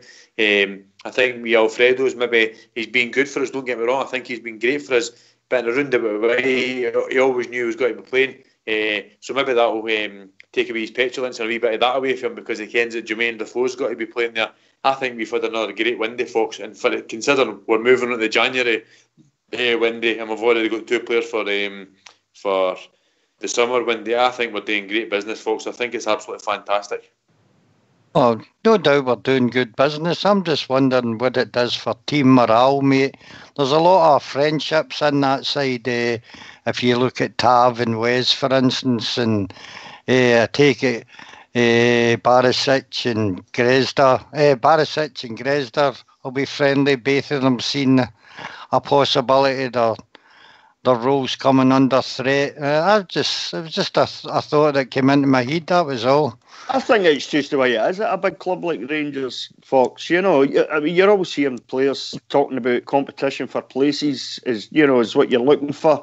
It helps to push you on in training, pushes you on in games. If you get a guy, it's equal to your ability and quality breathing down your neck trying to get that jersey off you, it's going to push you on every day of the week in training. And then when you get the chance to get on the park come a weekend, come a match day, you're going to want to prove that you're worthwhile being in the team. So they've just got to accept that's the way it is. For far too long there in the last few seasons, we had players who should never have been allowed to pull on the blue jersey, simply did because of the circumstances that we were in. And there wasn't anybody else to take it off them. Well, things has changed now. All these days have got competition. And at a club the size of Rangers, that's exactly the way it should be. And they should be professional about it. They should know that's the way it should be. And they've just got to go on with it. They've got to prove to the management team, training and come a weekend or a match day, they've got to prove that they should be first choice, and they've got to be professional about it. So I don't see any real reason why bringing in a couple of quality players like Jermaine Defoe and Stephen Davis, I don't really see why that should cause any problems, to be honest. I would hope no anyway, I would hope their professionalism would get the better of them, I think you just need to look back to the squads that we had, Fox, and years gone by. I mean, we had the Dutch connection at Ibrox, and there was a lot of rumblings about how that would affect the morale because of how many Dutch players were at Ibrox, But it's a squad game nowadays. The game's faster. The game's certainly no harder, and the likes of tackles now. It's getting more like basketball at times. But I can see where you're coming from, Fox, in that aspect. But if they want to be part of a team, then they need to realise they need to be part of a squad. And the squad is the team. It's not just the 11 that go in the park. It's the 16 that are picked on the day, plus another probably 10 outside that who have got to make sure that they show up in training and show the gaffer that they're up there for it to perform and for him to pick them. So competition can only be good for us. I mean, look where we were 6 years ago when we were pulling players for some teams that we'd never heard of to bring in rubbish players. And look at what we've got now. We've got a good squad of players that should be able to perform on a weekly basis, and we seem to have the players now that can replace a player whether he's injured or he's not performing well. And I think that can only bode well for us in the very, very near future. Fair enough, Jimmy. I was going to go to Bridge, but we've been joined by Blue Shadow. I don't know if he's on to talk about what we're talking about at the moment, or he's got another point of view. Evening, Blue. Evening, folks. How we doing, my man? I'm just thought to talk about what you're talking at the minute about the transfers and that. I think that rather than it being a good or a bad transfer window, I think it's been a very clever transfer window by Mark Allen.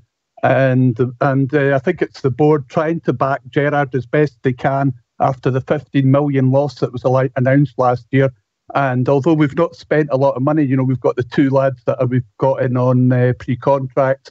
We've got two lads up on loan. Obviously, they're costing us money in wages, but they didn't actually cost us anything up front. And I think this is the board doing the very best they can to back Steven Gerrard to go forward and take the league for number 55. Well said, Blue. Bridge. Sorry, on you go, Blue. On you go. To go to the actual signings themselves, I think Stephen Davis is excellent signing. By the couple of passes he had in the first half against the team we played on Sunday.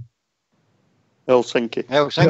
A couple of balls he hit 40, 50 yards across the pitch. That one he hit out to Tavernier. That's the sort of thing that we've been lacking, that can turn defence into attack in an instant. And then that's where you get space for me.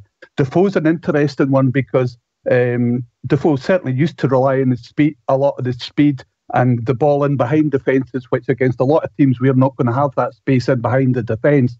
As I've said before, Ryan Hardy's had that problem because that's what he feeds off as well. But the other thing that Defoe's got is he's good at reading the game, and if he can get on the balls that go across, go fizzing across the opposition 6 yard box, then and I think he'll pick up a good few goals for me that way. But also as well, I think he's going to have to adapt his game, because that rapier-like speed that he used to have, he's not got that. He's not got that way anymore. He can't have it at 36-year-old. So I think he'll adapt to his game a wee bit. But somebody scored that amount of goals he scored in England. I'm sure he's capable of that. The two lads, Camara from Dundee, and I think he'll be a good player for us. The one I'm not sure on is Jordan Jones, because the guy's really, really, really quick. But what else has he got? I don't know. I've not seen that much the laddie to comment. Okay. Bridge, you want to finish off this wee bit in the transfers? Yeah, I think that the transfers we've had up to now are very good. I've got one bee in my bonnet. I think the manager's sorted that out by saying that him and Clark have said that they're going to keep Jordan Jones at Kilmarnock until summertime. I hope they do the same with the other guy, Kamara, from Dundee. I don't want to see him at Ibrox. No offence to the guy. I don't want any money changing hands. I think we've done a deal. The deal is they'll come to us, a guy who's going to come to us in the summertime. And somewhere along the line, I feel as if Dundee are trying to screw Rangers. That's the way I feel about it. Some folk may disagree. That's the way I feel about it. Somewhere they just want money. They want cash. And they wanted to sell him, and nobody would take him. And now he's coming to Rangers. And for me, I would tell Dundee to go away. Just away you go. Or give him to us. No cash changes hands. Let the boy go. If it ends his contract and Rangers pick up his wages, fine. Don't give Dundee any money. It's just nonsense. I feel as if they're trying to hold us over a barrel. That story broke there. They were trying to take Ross McCrory. What they like. So anyway, that's my only thing about the transfer. Everything else I'm quite happy with. I can see what the manager's trying to do, and I agree with Blue Shadow particularly about Defoe. Defoe obviously is not going to have the same speed he had 5 years ago, or even 10 years ago, if you follow me. But I think he's still got enough speed. I would differ slightly there. I think he's still got enough speed to cope with some of the defenders in our league. And if he can pick up that partnership that I hope the manager's thinking he's going to do with Morelos, if he can pick that up, I don't mean it's going to happen overnight by any stretch of imagination, but getting that positional sense, because he's got that positional sense about the box. If he can get that back and working with Morelos always brings people in, and he's got no bad passer to the ball, truth be told. Tight situation. So I'm happy with everything about that, seriously. I'd agree with you on Defoe, mate. Positional sense and game intelligence will make up for any pace that he maybe have lost. He is an out-and-out striker, and I think he will score plenty of goals for us this season, or well, I'm hoping. Have we seen a wee change in inward transfer strategy, buying in a bulk of players in January? I mean, we brought in a bulk in the summer and hastily got them ready to play in Europe. Are we planning a wee bit more forward this time, where we're hoping to have a lot of signings in who will be settled into the club for the next tilt at Europe? Well, I think, you get Stephen Davis to the summer, and then we'll sign Stephen Davis full time. You've got Defoe in for 18 months, so that's planning ahead. Maybe planning ahead for Alfredo leaving in the summer, unfortunately, but that looks like they're planning ahead a wee bit there. But you can also see that with Kamara and Jordan Jones as well. Grant Kent at the end of the season could go back to Liverpool. We might not see Ryan Kent again come the end of the season. Daniel Koundé says, what's Koundé, 31 or something? So he's no spring chicken, Koundé. So that, they're looking ahead, obviously planning ahead. But the fact that it's not so much, I don't think they're bringing in bulk. I mean, certainly did in the summer. I think it was about 14 players, 15 players coming in the summer, something like that, folks. And about 24, I think, went out the door, 23, 24. But I don't think it's so much bulk. I mean, you've often said we've got the basis now to a really good squad of players. It's about adding quality now. It's adding quality now. It's not about quantity anymore. And you're right. I think we have in this window, we've added some quality. We've added Davis and Defoe, quality players. You've got the two younger players, Kamara and Jordan Jones, coming in the summertime. That's planning ahead for me, and I know the boy Polster, they're still trying to do something with the boy Polster, the American boy. I haven't seen much of him. I don't really know if he's going to add that much to the squad. But look, if Steven Gerrard and Mark Allen decide to go ahead with him, fair enough. You know, they may know more about football than I do, so I'd be quite happy with that too.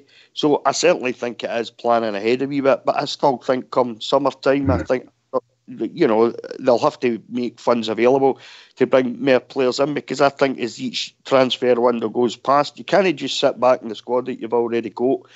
Come a transfer window, you still have to add, even if it's only 2 or 3 players of quality come summertime. You know, instead of the bulk buy in summer, it's not, let's concentrate on 2 or 3 players, real quality players in the summer.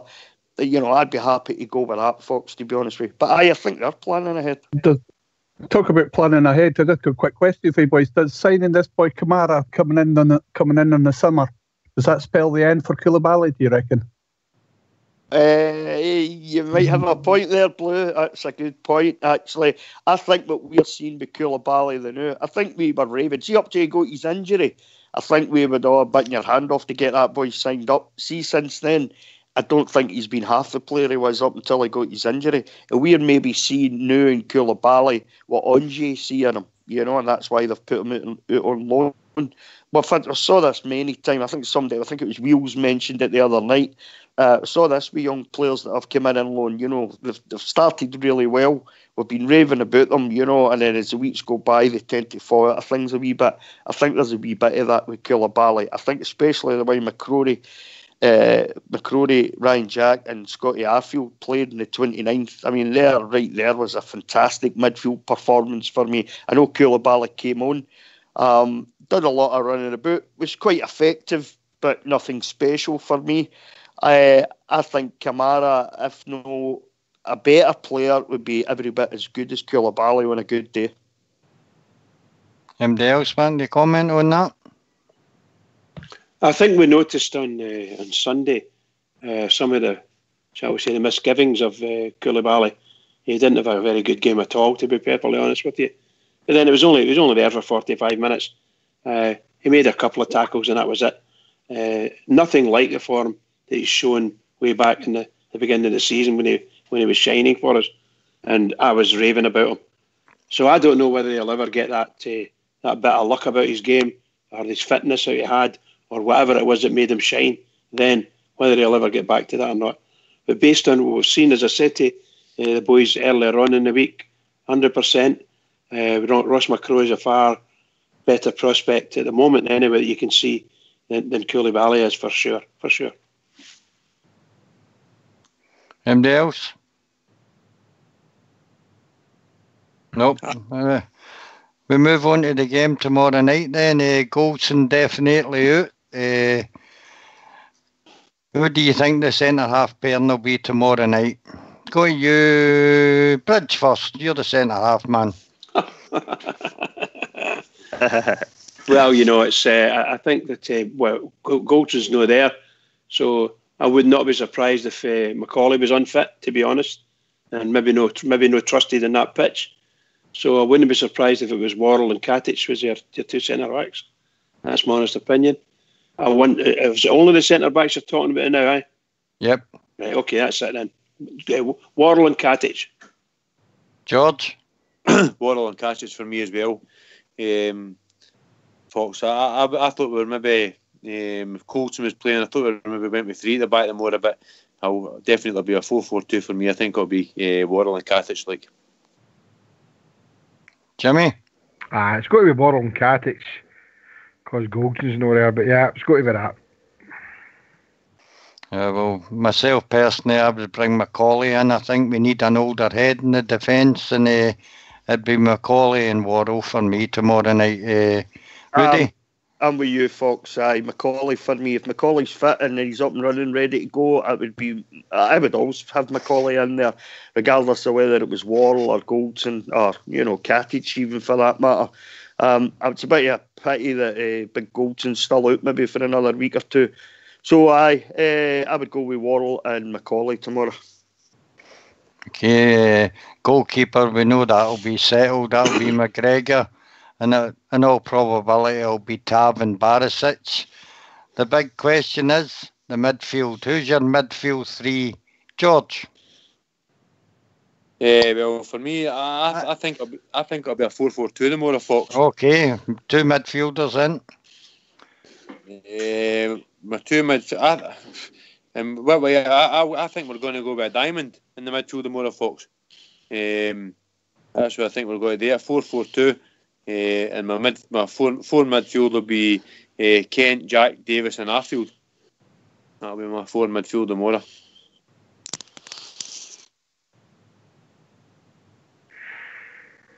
Right. Totally agree with you, George. I would love to see them go 4-4-2 diamond for me, and I'd play McCrory at the in front of the back four. I'd go with Davis and Jack as sort of in the centre, and I'd have Arfield up top, or maybe you can put Kent in there, depending on how attacking you're feeling. I'd probably start with Arfield and perhaps bring Kent on later.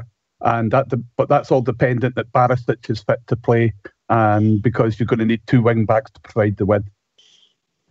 We've got the players to do it now, Blue. That's the thing, Ken. We have got players to do a 4-4-2 now, and be happy about it. Like you're saying there, Kent and Arfield could switch. Kent could be at the top of the diamond, or Arfield could be at the top of the diamond for me. Whatever way you went with that, and that'd be a right strong midfield for me. You're saying Ross McCrory, I'm saying Ryan Jack in the holding midfield. So that's still any of the 2 midfielders for me a strong midfield tomorrow.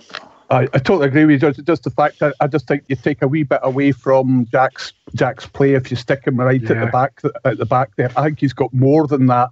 And I remember people say that there was an article saying they wish Jack would go forward more when he played up the road. So I think he's got far more than that.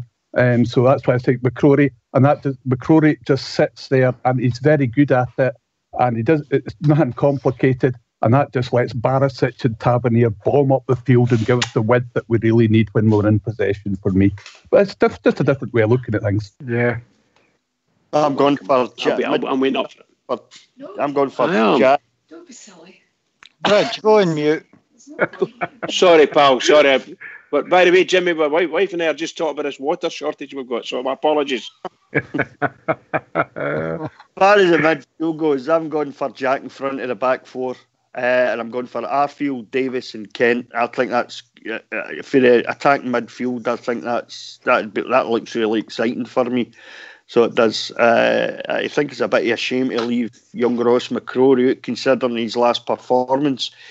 But to have him sitting on the bench as an option is fantastic as well, though, and he's still a young player, his day's still to come in a Rangers jersey, in my opinion. He's got a great future with us. I just think Ryan Jack is more experienced in that position for me, and I don't think you can fault Jack this season. I think he's played really well, so he has. So it's all about opinions, Rudy, even if they are wrong. Run you, Blue, run you. That's my midfield tomorrow. If I go with the 4-4-2 diamond, then for me it's Jack, Davis, Arfield, and Ryan Kent. Yeah. I think it's smart to change tactics halfway through a season because you've brought in 2 players. I think it's the way we should been playing in the first place, Fox.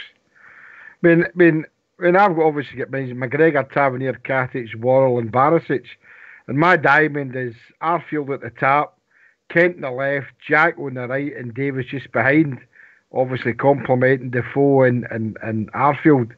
So I would go for a 4-4-2, mate. I'd play that diamond with Kent on the left, Jack on the right, Davis just behind, and Arfield at the tip of the diamond going forward, hopefully to help Defoe and Alfredo. So I think it'll shock a lot of teams if we play that way. I'm hoping that the gaffers trained them to death, as they say, to play this way. And I think, I can't remember what one of the guys said it earlier on in the first half of the show, and that it gives us an option here to do a lot of good things. Whether to revert back to either go to a 3-5-2 or play the 4-4-2 diamond or play So I think the guy tomorrow, Stephen Clark's got no even nightmares. But we're thinking what way Rangers are going to play, and what you're saying, Fox, is right. I mean, should we change it? I think we should, mate. I think You know, we should be like a boxer. Southpaw first, orthodox go in second. Shock them all. Give it Can to I them. come in on that, Fox? Yeah, you certainly can. I was just going to say, from a midfield perspective, I reckon, in all honesty, Rangers will play 4-3-3, and it would be the midfield that finished there, the midfield that played against Celtic. So either McCrory, Ryan Jack, and Arfield. That's what I would play if I was a manager. And obviously, from a second half perspective, you might change that to a 4-4-2, bringing on Davis. If he plays Davis up front, if he plays Davis straight away, he could go either a 4-3-3 or a 4-4-2 straight away, because Davis fits into both, in my opinion. But if you're trying to get Kent and Candeas to be, shall we say, fruitful, then I think it would need to be 4-3-3, to be honest. I myself, I thought he might have stuck to 4-3-3 myself. I think the front three can be sorted out with Kent, Defoe and Morelos. I think in the middle three for me would definitely be Stephen Davis in the middle, and each side of him, Jack and Arfield, mate. I think that's the way I would go. I don't believe in changing tactics. It's been Steven Gerrard's tactic since the beginning of the season to play 4-3-3. It's his main tactic. And I think it's wrong to change your tactics to fit players in. You should buy players to fit into the system you've got, and no the other way round for me. I think the 4-3-3 served us well in the first half of the season, or fairly well anyway. You know, I mean, we're at the top of the league. We had a good run in Europe. But I don't know. I think there's games where we've struggled with that, Fox, you know, and we haven't had the players that allowed us to change formation, which would have thrown teams and thrown other managers a wee bit. I think we've got that now. You know, we've got different options as far as formation goes. Yeah, and you might be right. He might start with a 4-3-3 tomorrow. He might see how it goes for the first half, and then he might change it in the second half. You know, might go 4-4-2 in the second half, you know. Remains to be seen, you know. I don't know. I think it's to bring two players. We were talking about bringing quality players in before the transfer window came. And I think you bring players into the calibre of Stephen Davis and Jermaine Defoe. And so, I don't know. I mean, you're talking about trying to fit them into a formation. You know, you could probably play any formation, you know, and still get them onto the park at some point. So maybe you're right. Maybe he'll go 4-3-3, start out with, and then change it. Maybe a 4-4-2 in the second half, depending on how things are going, you know. See, same what you're saying there, Rudy. I'm a bit sad. I've just actually written it down. And see, when you actually write it down, see if it to be able to do in-game changing. We've not been able to do that because we've had Morelos playing up front himself. We've not had another striker there. We've not had anybody that can be the attacking midfielder now. If you think about it, Barisic on the left, or it'll be Halliday. I think it'll be Barisic, to be fair. Katic, Worrell, and then Tavo on the right. For me, Jack will be the sitting one. Kent on the left, Davis on the right, Arfield the tip of the diamond with the four on the left. So that's a 4-4-2. But see, just to change that, just in-game changing as well, just for a quick change, you can put Defoe on one side, Morelos through the middle, and Kent on the other side, and still have the three in the middle with Jack and Arfield. Jack at the back with Arfield and Davis on either side. So it can get changed quite quick as well. So I think he'll start with a 4-4-2. I think he's quite desperate to get Defoe and Davis into the team, if I'm honest. But I can go to a 4-3-3 without even changing the players. It's not that different to a 4-3-3, to be honest. When you look at it, all it means is the guy that's in the centre has dropped a bit deeper. That's what that's right. You know, so I think that's why I think you might go for it, because it is so close to the formation that we're already playing as well. And the one thing that springs to mind straight away is if you go back to the Warburton era, he started off in the first up to just before Christmas. We were absolutely cruising and going, you know, great guns. And then everybody else worked out how to play us, and we started having problems. And I think that's the one problem we've got with playing the same formation all the time is people learn what you're up to, and then they know how you're going to set up, so they train all week to how to counteract that. And by putting five up into midfield and flooding the midfield and playing compact, that's been causing us real problems. So I think that maybe a change might be on the cards and do us the world of good. That was the point I was making, Blue. It served as well, the 4-3-3, but there was times in the first half of the season where teams sussed out how to play us. As you say, they just flooded the midfield, basically, and swamped us, and we found it hard against teams when they'd done that to us, So it's great now that we've got the option of changing formation, as George was just saying there. You can change it so quickly, within a game, and an in-game change. And that would be great to see, actually, if we're struggling against Kelly tomorrow or whoever else we have to come up against in the next few weeks, to have the quality of player that you can change it and say, right, this is not working, let's do something a wee bit different, let's try and throw them a wee bit, That's gone forward. It bodes well for the second half of the season to have the likes of Stephen Davis there and Jermaine Defoe for me, And if we're not getting the goals, and can you imagine that on the hour mark, looking at that at Kent and Candace on the sideline getting ready to come on, but when you're already knackered. Yeah. No, I think it's great to have Kent back from injury. He's a tremendous player, really classy player for me, and Candace is in a bit of form as well. So if you're going 4-3-3, then you've got your two wide men who are on a wee bit of form, and that may be an absolute bonus for you, playing on that pitch. Because you need to play at a lot of pace against Kilmarnock. Kilmarnock have got good pacey players. We need to be on our best, to be honest. We need to be at our best. And whatever the manager plays, we need to be at our best, and we need to attack them and push them back, press as much as possible.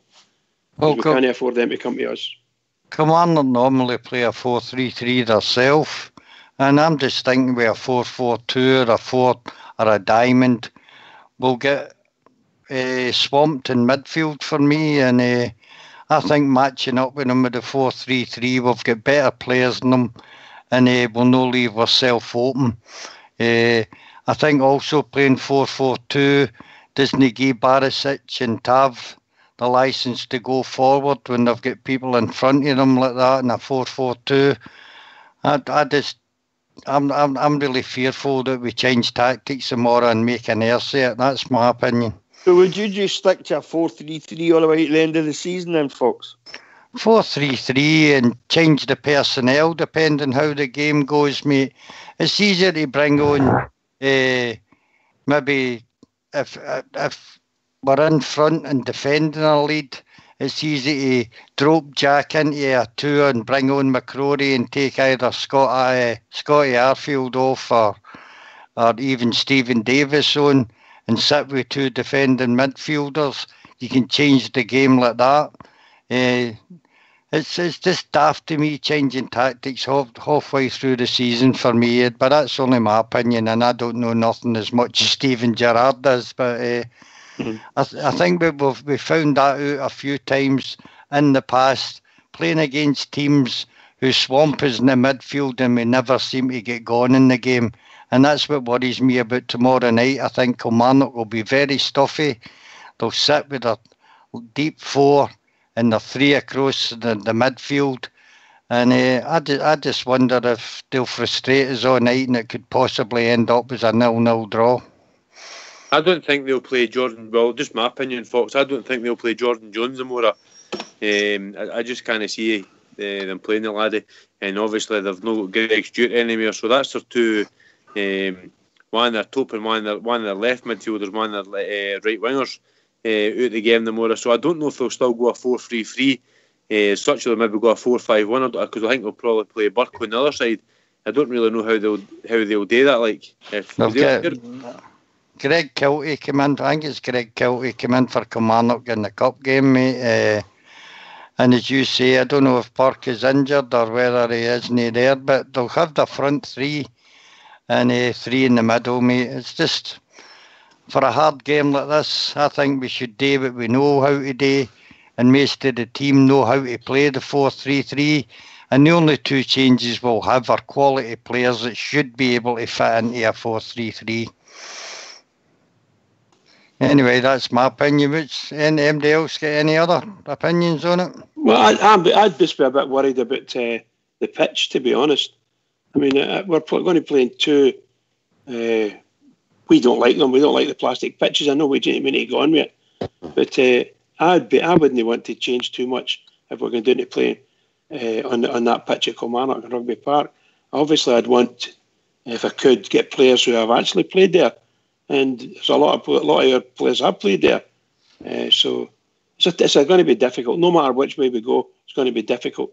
And Kilmarnock are going to give us a torrid time as far as they're concerned anyway, if we let them.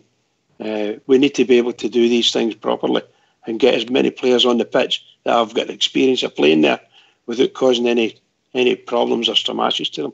And that's the way I feel about it anyway. Well, last time we played them, Bridge, though, we beat them 3-1. It should have been 4-1. Alfie Loster got a goal. It should have had. I thought we dealt with them fairly well on that pitch the last time we played them down there in the cup. You know, I think it was the League Cup, wasn't it?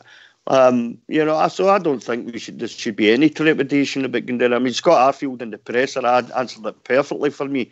You know, he says plastic pitches shouldn't be anywhere near top flight football. He says we all know that, we all agree that, but it's not an excuse. We just need to go on and do it. And that's the mindset they've got to go their way. They can't be worrying about the pitch surface, the kind of pitch they're playing on. They've just got to go there and realise, you know, if you start to finish, all that really matters is the 3 points. Go on with the game, man. Play them. 100% agree with you, pal, in that sense. I'm just fearful of any, like young Ryan Kent's never played in that pitch. So it's going to be really, I'm not saying it's going to be difficult for him. He is a speed merchant, and that pitch should suit him in that sense, you know. But remember that Murphy was a bit of a speed merchant as well, playing quite well, and all of a sudden, for some reason or other, he went down. Some folk think he was booted, others say no, it's just an accident. But like Waghorn before him, he went down and injured. So that's what I'm worried about. I wouldn't like to think that Jermaine Defoe would come onto that pitch and find himself in difficulty, not because somebody's kicking him or harrying him or anything, but because it's just a pitch, and that's all there is to it. But nearly half the pitches in the Premier League are now artificial pitches. We cannot allow the pitch to determine our team selection anymore. Not with a quantity. If there's one or two pitches, then perhaps you say, "Aye, well, you know, you've got slightly dodgy knees, we'll leave you," or whatnot. But when nearly half the pitches are artificial, you can't do it anymore. I'm speaking from the point of the next two games we've got, which are against Kilmarnock and against Livingston, both of them on these dodgy pitches, as we call them, dodgy pitches. Now we're talking about two players in particular, which is Davis and Defoe, and whether we would want to bring them on to play their opening games and those pitches. That's entirely the manager's choice, of course, and there's great expectation they're going to shine for us anyway, no matter what. But I just, from an injury perspective, because it was quite a shock playing in these pitches, particularly those two style of pitches, and that's what I'm saying. Nothing else. Not amazing. Can I say about Defoe? Defoe played for Toronto in the MLS, mate. Although they've got a grass pitch to Toronto, I don't think all the teams in the MLS have got grass parts. So I would take it Defoe's played on an artificial surface when he was over in Toronto. And I just think that too much is getting made about injuries on these parts. We've been unfortunate when Waghorn got injured and Jamie Murphy, mate, but it's not as if players are going down every week and getting carried off. If you wear the correct footwear, you go out half an hour before the game starts and try it out and see if your grip's good, how your turning is. We've also got an artificial pitch up at the Hummel Training Centre. I don't think the pitch should be of any relevance apart from they're more used to playing it on us, but we've got the better players. I don't think the pitch is going to make that much of a difference tomorrow night. Fox, you're going to hate to stop this, mate. If you and me start agreeing, you're going to confuse the boys in the lobby. Oh, no, I'll just trap you if me and you start agreeing. See, Fox, I've said this before, and you're 100% right, mate. You know, we can't go there and the players can't go there and worry about the pitch. And Scott Arfield said that today. And what you said there about Jermaine Defoe, I would probably think that out of the MLS, probably you would say they've got the three leagues have got there. I would probably think 75 to 80% of them are probably plastic pitches. So you're right in that aspect. But we can't go here tomorrow night and saying, look, we need to be careful, it's a plastic pitch. Go out and play the way we know we can play. Get that out the heads altogether. Right, we know what's happened with Jamie Murphy, right? And it's unfortunate. But we need to go out there and perform on the night I've said it before, they're fed up hearing players complain about the pitches. Rangers don't complain about it. Other teams have complained about these pitches. We all complain as fans, but it's here for us tomorrow night. Let's go out and perform the way we can, whether it be a 3-5-2, a 4-4-2 diamond, or a 4-3-3. Go out and play the football that we know we can play, and everything else will take care of itself.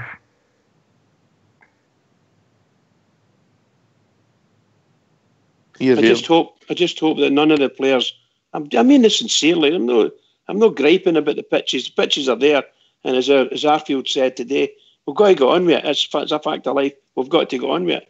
I'm just speaking about the guys that have never played on the pitches, particularly the Kilmarnock and the Livingston ones, which are particularly two particularly bad ones allegedly.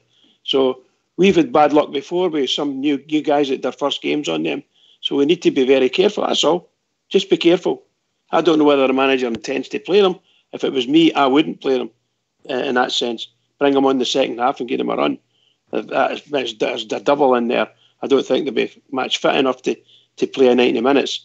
But they might be able to play 45 minutes. So I don't think we'll get any more than an hour out of the likes of Defoe anyway. We might get a bit longer out of Davis back. I get an hour out of Defoe, and I'll be looking to bring somebody else on. I don't, because he's not 100% fit anyway. Yeah, absolutely, Blue. Absolutely.